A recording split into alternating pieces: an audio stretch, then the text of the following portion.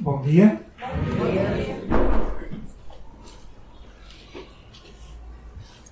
Já alguma vez vos entregaram uma tarefa de grande responsabilidade? Uma tarefa tão difícil e complexa que, se pudessem, delegavam noutra pessoa. Há alturas em que Deus nos chama para tarefas difíceis, que nos colocam numa posição de vulnerabilidade, de dependência, desconfortável. Mas é nessas ocasiões que temos mais oportunidade de ver Deus a agir como resultado da nossa obediência. Nem sempre teremos uma segunda oportunidade. Nesta manhã vamos conhecer ou relembrar a história de Jonas, o profeta relutante, que nos revela muito acerca do caráter de Deus e acerca de maneiras como podemos crescer espiritualmente. Jonas, capítulo 1, versículo 1, a palavra do Senhor veio a Jonas, filho de Amitai. Vai agora à grande cidade de Nínive e prega contra ela, porque a sua maldade subiu até mim. Jonas, porém, fugiu da presença do Senhor na direção de Tarsis. Descendo para Jope, achou um navio que ia para Tarsis. Pagou a passagem e embarcou nele, a fim de ir para Tarsis, fugindo da presença do Senhor. Que o Senhor abençoe a sua palavra.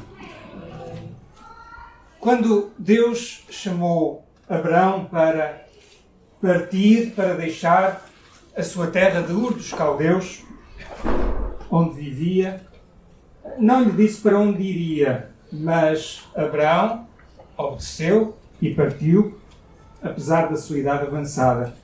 O padrão habitual que se espera de um homem ou mulher de Deus, quando Deus o chama, é a obediência. Deus falou e escolheu Jonas para uma missão específica. Ir à cidade de Nínive, capital da Assíria, onde fica hoje a cidade de Mossul, no Iraque, anunciar que a paciência de Deus tinha chegado ao fim e a cidade seria destruída. Mas o impensável aconteceu. Jonas, em vez de ter ficado grato a Deus por ter sido escolhido e chamado para essa missão, e em vez de obedecer de imediato, fez exatamente o oposto. Fugiu da presença de Deus. Vemos isso duas vezes no versículo 3. Fugiu da presença do Senhor, apanha um barco e dirige-se para Tarsis, no sentido contrário, que alguns historiadores pensam que ficava no sul da Península Ibérica, junto ao Estreito de Gibraltar, no extremo ocidental do mundo, conhecido em Israel. No porto de Jope, atual Jafa, a 55 km de Jerusalém, Jonas encontra uma embarcação que vai precisamente para o destino que pretendia, Tarsis, e que ainda tinha um lugar vago para ele. Deus envia Jonas para o Oriente e ele vai para o Ocidente. Jonas compra em Jope um bilhete de ida sem retorno para o fim do mundo. Devido às circunstâncias favoráveis e ao facto de Deus não lhe ter falado novamente, nem sequer para o repreender, Jonas começou a pensar que talvez Deus tivesse mudado de ideias ou escolhido outro profeta para ir a Nínive em seu lugar. Quem sabe se Deus teria uma missão para ele, Jonas, em Tarsis. Jonas estava a experimentar uma falsa sensação de segurança. Uma expressão que temos ouvido muitas vezes nestes tempos de pandemia. Como explicar o comportamento de Jonas, a sua loucura em fugir da presença de Deus? Bom, na verdade, a sua missão era perigosa e arriscada. os assírios eram um povo idólatra, violento e cruel. Eram temidos devido às atrocidades que cometiam nos povos conquistados. Era costume cortarem os braços, as pernas, orelhas e até a cabeça dos seus inimigos. A Assíria, no tempo de Jonas, era o principal império inimigo de Israel, que, aliás, alguns anos mais tarde, iria conquistar o Reino do Norte e a sua capital, Samaria, em 721 a.C. O profeta Naum declara acerca de Nínive, capital da Assíria, capítulo 3, versículo 1: Ai de ti, cidade sanguinária, cheia de mentiras e de violências, sempre ansiosa de pilhagens. Era esse o sentimento de Jonas e de todos os judeus do seu tempo. Imaginem que seria Deus chamar um judeu para anunciar uma mensagem aos nazis nos anos 40 do século passado, ou em muitos países islâmicos nos nossos dias. Jonas foi o primeiro profeta do Antigo Testamento que Deus chamou para deixar a sua terra e o seu povo para anunciar uma mensagem a uma nação pagã. Até então, todos os profetas tinham sido chamados para anunciarem a mensagem de Deus aos israelitas, tanto no Reino do Norte como no de Judá. A missão de Jonas era realmente perigosa e de alto risco, mas a principal razão da sua relutância e desobediência era o seu nacionalismo exacerbado, a sua xenofobia e falta de compaixão para com os outros povos e nações.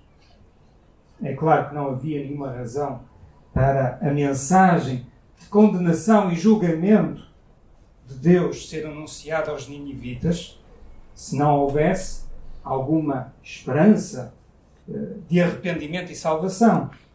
E Jonas estava consciente disso.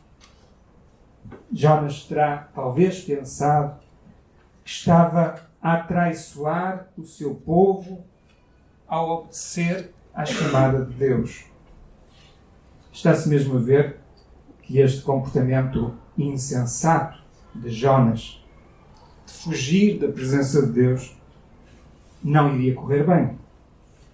Um profeta no Antigo Testamento era, acima de tudo, um porta-voz fiel das palavras de Deus, mesmo quando a sua mensagem, a mensagem que o Senhor transmitia, lhes causasse profunda tristeza, como aconteceu muitas vezes com o profeta Jeremias e com outros profetas. Jonas fugiu da presença de Deus na direção de Tarsis, como lemos no versículo 3, mas o seu sonho de umas férias e de descanso no sul de Espanha seria em breve interrompido. A missão de Jonas de ir para Nínive era perigosa e arriscada, mas era muito mais perigoso colocar Deus fora da sua vida, como Jonas iria descobrir da pior maneira. Versículo 4: Mas o Senhor enviou um forte vento sobre o mar e caiu uma tempestade violenta, de modo que o navio estava a ponto de se despedaçar. Então os marinheiros tiveram tanto medo que cada um clamou ao seu Deus e atiraram a carga do navio ao mar para deixá-lo mais leve. Mas Jonas havia descido ao porão do navio e, tendo-se deitado, dormia profundamente. O capitão dirigiu-se a ele e disse-lhe: Que fazes tu dormindo? Levanta-te, clama ao teu Deus. Talvez assim ele se lembre de nós, para que não morramos. Jonas, o profeta relutante, estava a fugir da presença de Deus e da missão que ele lhe confiou, e por isso queria passar despercebido na sua viagem para Tarsis, como uma espécie de passageiro clandestino. E então vai dormir no porão do barco. Dormir pode ser uma forma de se fugir dos problemas e de se enfrentar a realidade. E é nesse estado que é encontrado pelo capitão, indiferente à terrível tempestade, que entretanto se levantou e que ameaça fazer o barco naufragar. O capitão do navio, ao dizer a Jonas, levanta-te, no versículo 6, está a usar exatamente as mesmas palavras que Deus usou quando o chamou para a sua missão. Às vezes, Deus usa os descrentes para nos despertarem de um estado de secura espiritual e afastamento de Deus. Lemos no versículo 3 que Jonas tinha descido ao porto de Jope para apanhar o barco, e no versículo 5 que ele tinha descido ao porão do navio. Quando desobedecemos a Deus, entramos numa espiral descendente, mesmo sem nos apercebermos, até surgirem as tempestades. Nem todas as dificuldades que enfrentamos na vida são resultado do pecado, mas o pecado invariavelmente nos traz problemas, que são por vezes tempestades de grandes proporções, embora muitas vezes seja tarde demais. E cada um dizia ao seu companheiro: vinde e lancemos sortes para sabermos quem é o culpado por essa tragédia que nos sobreveio. Então lançaram sortes, e a sorte caiu sobre Jonas. Então lhe disseram: declara-nos agora, por culpa de quem nos sobreveio esta tragédia. Que ocupação é a tua? De onde vens? Qual é a tua terra e de que povo tu és? E ele lhes respondeu: eu sou hebreu, adorador do Senhor, o Deus do céu, que fez o mar e a terra seca. A tempestade era tão terrível que os marinheiros reconheceram que era de origem sobrenatural. E então fizeram o que podiam fazer, que era clamar aos seus deuses por salvação das suas vidas. De facto, perante uma tragédia ou uma situação de morte iminente, não há ateus. Quando o capitão do barco implora a Jonas para orar também ao seu Deus, Jonas fica em silêncio. E só quando os marinheiros lançam sortes para identificarem o culpado da situação e Jonas é exposto e interrogado é que responde: eu sou hebreu, adorador do Senhor, o Deus do céu que fez o mar e a terra seca. Jonas profere estas palavras, mas todos perceberam que ele era um hipócrita, pois sendo adorador do Senhor, estava-se a comportar pior que um pagão, sem manifestar qualquer preocupação com a morte iminente dos marinheiros, nem sequer com a sua própria vida. Assistimos aqui a um paradoxo. Jonas, o profeta, é que devia ter tomado a iniciativa de anunciar aos seus companheiros de viagem os caminhos de Deus, mas na realidade é o capitão do barco e os marinheiros que querem que Jonas se volte para o seu Deus, para o bem de todos. Então os homens ficaram com muito medo e disseram: que é isso que fizeste? Os homens sabiam que ele fugia da presença do Senhor, pois lhes havia contado. Ainda lhe perguntaram: que faremos para que o mar se acalme, pois o mar ia se tornando cada vez mais tempestuoso. E ele respondeu: pegai-me e lancei-me ao mar, e ele se aquietará, pois sei que esta grande tempestade vos sobreveio por minha causa. Entretanto, os homens se esforçavam com os remos para voltar à terra, mas não conseguiam, porque o mar ficava cada vez mais violento. Por isso clamaram ao Senhor e disseram: nós te rogamos, ó Senhor, que não morramos por causa da vida deste homem, e que não nos culpes pelo sangue inocente, porque tu fizeste o que te agrada, ó Senhor. Então pegaram Jonas e o lançaram ao mar, e o mar cessou a sua fúria. Os homens temeram o Senhor com grande temor. Então ofereceram sacrifícios ao Senhor e fizeram votos. O comportamento de Jonas entre os marinheiros assemelha-se ao de muitas pessoas que vão às igrejas, parecem ser muito espirituais, mas nunca tiveram qualquer preocupação em falarem de Jesus aos seus familiares, aos seus colegas, aos seus amigos. Nem sequer os convidaram para uma atividade onde pudessem ouvir o Evangelho, nem lhes entregaram nenhum tipo de literatura cristã. Vemos neste primeiro capítulo de Jonas como os marinheiros demonstram uma atitude mais cristã do que Jonas, pois apesar de descobrirem que ele era o culpado da situação, o culpado da tempestade, fazem todos os possíveis para preservar a sua vida.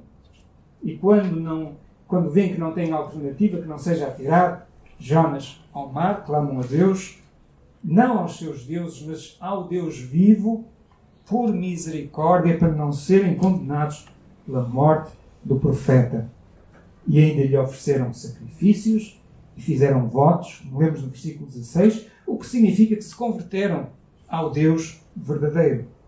Uma primeira lição que podemos retirar do primeiro capítulo do livro de Jonas é que se queres crescer espiritualmente, deves obedecer integralmente, totalmente à missão que Deus te confiou, por mais difícil que pareça. Deus é soberano e sabe o que é melhor para a tua vida. E uma segunda lição é que se queres crescer espiritualmente, deves, ao contrário de Jonas, demonstrar coerência entre as palavras e as ações e dar testemunho da tua fé em Jesus. Mas a história de Jonas não termina aqui, como sabemos. No último versículo do capítulo 1, lemos em que o Senhor preparou um grande peixe, talvez uma baleia, para que engolisse Jonas, e ele ficou 3 dias, 3 noites no ventre do peixe. E do ventre do peixe, Jonas orou ao Senhor seu Deus, terminando dizendo: mas eu te oferecerei sacrifício com voz de ação de graças, pagarei o meu voto, a salvação pertence ao Senhor. E o Senhor deu ordens ao peixe, e este vomitou Jonas na terra. O caminho descendente de Jonas não tinha terminado. Agora ele iria descer ao fundo do mar, dentro de um peixe. Às vezes, é só quando batemos no fundo que nos voltamos para Deus. E parece que foi isso que aconteceu com Jonas. Mas não tem de ser assim. Jonas é lançado ao mar para morrer. A tempestade termina e os marinheiros são salvos. Fisicamente e espiritualmente. Não podemos deixar de pensar em Jesus, cuja vinda ou advento celebramos, que se considerou a si mesmo mais importante do que Jonas, Mateus 12:41, que ofereceu a sua vida voluntariamente numa cruz romana para que pudéssemos ser salvos de uma morte certa. No interior do peixe, Jonas orou a Deus, usando excertos dos Salmos. Todas as declarações que encontramos no capítulo 2 eram passagens dos Salmos que eram um inário do seu tempo e que ele tinha memorizado desde criança. Ou seja, Jonas usou a palavra de Deus para orar que Deus preservasse a sua vida. E podemos retirar daqui mais uma lição. Se queres crescer espiritualmente, deves conhecer e aplicar a palavra de Deus à tua vida e circunstâncias. E para conhecer a palavra, temos de estudar e, se possível, memorizar. Não há alternativa e ninguém pode fazer isso em nosso lugar. No entanto, na oração que Deus faz, que Jonas faz a Deus, não vemos a demonstração de um coração verdadeiramente arrependido por ter desobedecido à vontade de Deus. No final da sua oração, no capítulo 2, Jonas promete a Deus que faria sacrifícios e cumpriria os seus votos, mas quem realmente os faz são os marinheiros, que não conheciam Deus, nem eram profetas. Lemos no capítulo 2, versículo 10, que o Senhor deu ordens ao peixe, e este vomitou Jonas em terra seca ao fim de 3 dias. Em Levítico, capítulo 18, versículo 24, Deus adverte o seu povo que, se não lhe fossem fiéis, a terra os vomitaria. A mesma palavra em hebraico usada para descrever o que aconteceu com Jonas. Levítico 18:24 diz: não vos contamineis com nenhuma destas coisas, porque as nações que eu expulso de diante de vós se contaminaram com todas elas. Versículo 25, eu castigo o pecado da terra porque está contaminada e a terra vomita seus habitantes. E versículo 28, para que a terra não seja contaminada por vós e não vos vomite também, como vomitou o povo que nela estava antes de vós. Encontramos aqui mais uma lição importante. Se queres crescer espiritualmente, tens de confessar o teu pecado sempre que te desviares do caminho de Deus. Lemos em 1 João capítulo 1, versículos 8 e 9. Se dissermos que não temos pecado, enganamos a nós mesmos e a verdade não está em nós. Se confessarmos os nossos pecados, Ele é fiel e justo para nos perdoar os pecados e nos purificar de toda a injustiça. Capítulo 3, a palavra do Senhor veio a Jonas pela segunda vez. Vai agora à grande cidade de Nínive e proclama a mensagem que eu ordeno. Jonas foi imediatamente para Nínive, segundo a palavra do Senhor. Nínive era uma cidade grande e se levava 3 dias para percorrê-la. Jonas começou a percorrer a cidade por um dia, clamando: Nínive será destruída daqui a 40 dias. Deus quis dar a Jonas uma segunda oportunidade de obedecer e cumprir a sua missão. Desta vez, Jonas, profeta relutante, Jonas, o fugitivo, obedeceu de imediato. Foi, finalmente, para Nínive, a capital da Assíria, anunciar a mensagem de Deus, dizendo: Nínive será destruída daqui a 40 dias. Para quem gosta de pregações curtas, temos aqui um exemplo. Embora provavelmente este seja um resumo da mensagem de Jonas. De qualquer modo, a ênfase de Jonas era na justiça e no juízo de Deus, e não no seu amor e misericórdia. Jonas, desta vez, obedeceu e anunciou a mensagem profética do julgamento da cidade, mas fez-o de uma forma fria e sem qualquer compaixão para com os ninivitas, sem nenhuma preocupação com a sua salvação. Mas algo inesperado aconteceu. Os habitantes de Nínive creram em Deus e decretaram um jejum e vestiram-se de pano, de saco, do mais rico ao mais pobre. A notícia também chegou ao rei de Nínive. Ele se levantou do trono e, tirando o manto, cobriu-se de pano de saco e sentou-se sobre cinzas. Então fez uma proclamação e a publicou em Nínive por decreto do rei e dos seus nobres, que nem homens, nem animais, nem bois, nem ovelhas provem coisa alguma, que não comam nem bebam água, mas sejam cobertos de pano, de saco, tanto os homens como os animais, e clamem com fervor a Deus, e cada um se converta do seu mau caminho e da violência de suas mãos. Talvez Deus se volte, arrependa-se e afaste o furor da sua ira, de modo que não morramos. Ao contrário do que seria de esperar, a reação dos ninivitas não foi de desprezo, nem sobranceria, nem indiferença, nem violência, nem humilhação do profeta Jonas ou da sua mensagem. Pelo contrário, fizeram tudo certo. A mensagem de Jonas foi acolhida como verdadeira e provocou uma convulsão social.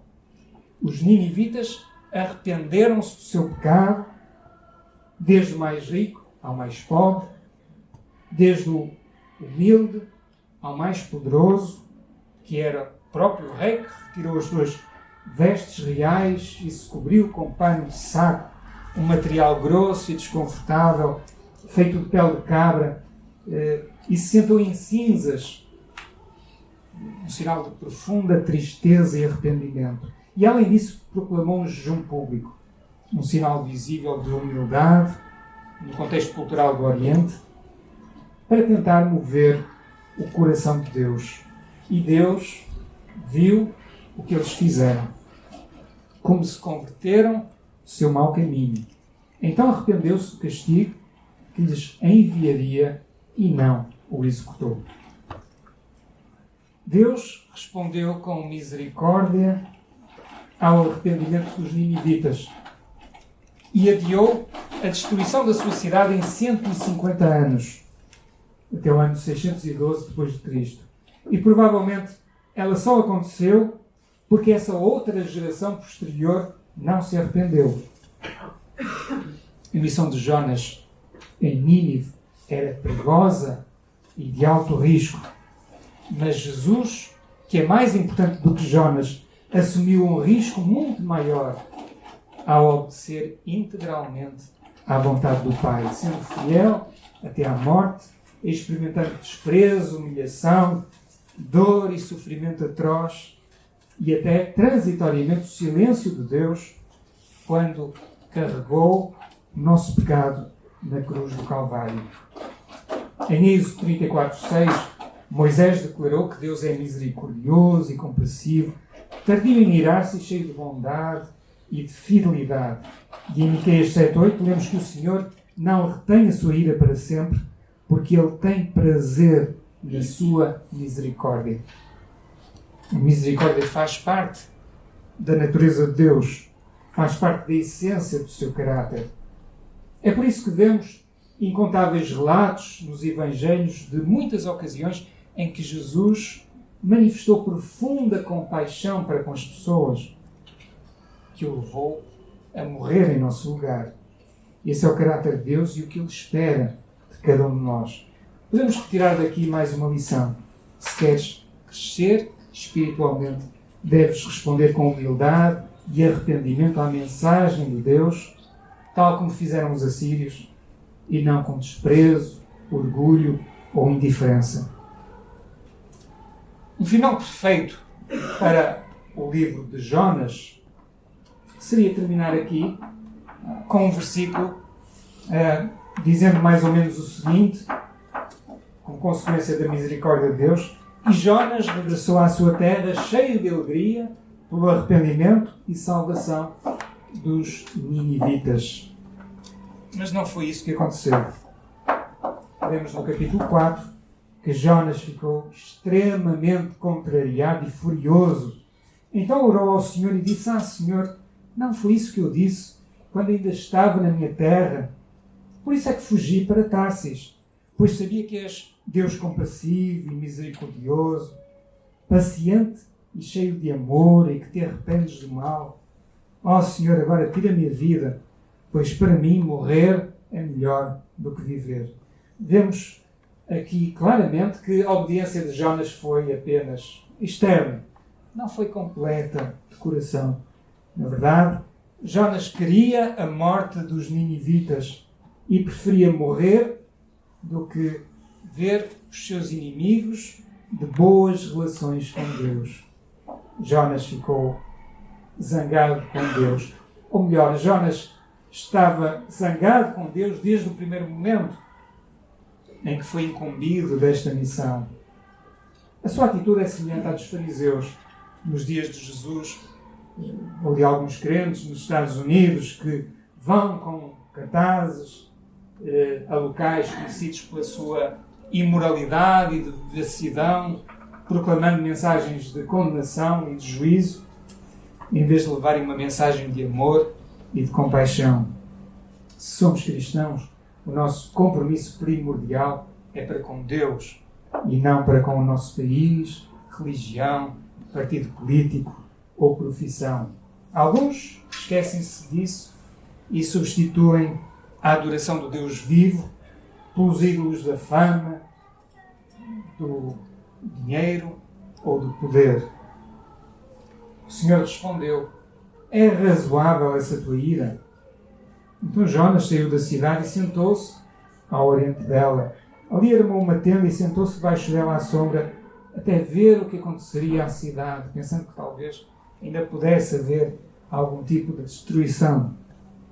No versículo 6, o Senhor Deus fez crescer uma planta acima de Jonas para que lhe fizesse sombra sobre a cabeça, a fim de livrá-lo do seu incómodo. E Jonas ficou muito contente por causa da planta. Mas no dia seguinte, ao nascer do sol, Deus enviou uma lagarta que atacou a planta e ela secou. E aconteceu que, aparecendo o sol, Deus mandou um vento oriental quente e o sol bateu na cabeça de Jonas e com toda a sua alma ele desmaiou e desejou morrer, dizendo: para mim, morrer é melhor que viver. Então Deus perguntou a Jonas: é razoável essa tua ira por causa da planta? Ele respondeu: é justo que eu me ire a ponto de desejar a morte. O Senhor disse: tens compaixão da planta que não cultivaste nem fizeste crescer, que numa noite nasceu e na outra morreu? E não teria eu compaixão da grande cidade de Nínive, onde há mais de 120.000 pessoas que não sabem discernir entre a mão direita e a esquerda, e também muito gado? O problema de Jonas, a sua relutância em obedecer à missão que Deus lhe confiou, era acima de tudo por duvidar da sabedoria e da justiça de Deus em ter compaixão de outros povos e nações. Jonas queria um Deus à sua imagem, que defendesse o seu povo de Israel, os seus inimigos, e exterminasse os inimigos de Israel. O único momento do livro de Jonas em que ele ficou contente com alguma coisa foi quando Deus fez crescer uma planta para lhe proporcionar sombra. A preocupação de Jonas era com o temporal, com a sua satisfação pessoal, com as suas necessidades, com o seu conforto, em vez de se preocupar com a eternidade e com os valores do reino de Deus. A misericórdia de Deus manifestou-se não só em relação aos assírios, mas também em relação a Jonas, o profeta relutante, o profeta fugitivo, o profeta nacionalista, egocêntrico e farisaico. Deus disse a Jonas que os ninivitas não sabiam distinguir entre a mão direita e a mão esquerda, ou seja, que não tinham qualquer discernimento em relação ao bem e ao mal, e por isso não sabiam como viver de acordo com os padrões que Deus estabeleceu. Jonas não responde à pergunta que Deus faz aqui no versículo 11, o último versículo do livro, talvez porque esta pergunta não é dirigida apenas a Jonas, mas a ti e a mim. Qual vai ser a nossa resposta? Por último, se queres crescer espiritualmente, deves amar os que não conhecem a Deus e, naturalmente, os teus irmãos em Cristo, com o amor de Jesus.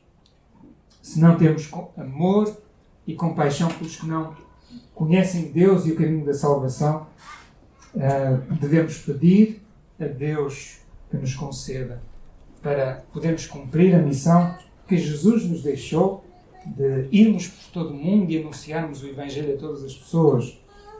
O cerne da mensagem do livro de Jonas é que Deus deseja alcançar aqueles que vivem na ignorância do seu amor e deseja fazê-lo através do seu povo, através da sua igreja, através de ti e de mim. É uma grande responsabilidade, mas é também um enorme privilégio sermos usados por Deus para abençoarmos outras pessoas através das nossas palavras e através das nossas ações. Oremos. Obrigado, Senhor, pela Tua palavra.